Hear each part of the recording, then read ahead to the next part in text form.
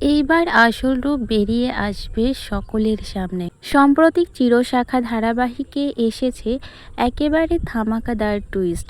এতদিন ধরে বৈধব্য পালন করেছিল কমলিনী, কিন্তু এইবার সেই মৃত স্বামী আসলো সকলের সামনে। আর এই মৃত স্বামীকে দেখে চমকে গেছে বাড়ির সকলেই।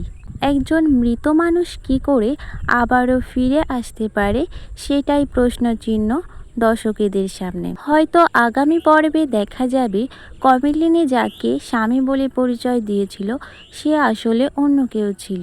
আর অ্যাক্সিডেন্টের পরে শারীরিক বিকৃতি হওয়ায় মুখ দেখে হয়তো চিনতে পারেনি তাকে।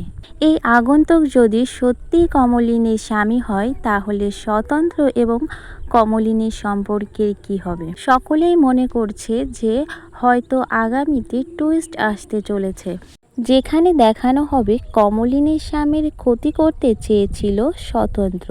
তখন কমলিনী কী সিদ্ধান্ত নেবে সেটাই দেখার। বর্তমানে এই ট্র্যাক নিয়ে আপনাদের কি বক্তব্য, সেটা অবশ্যই নিচে কমেন্ট করে জানান।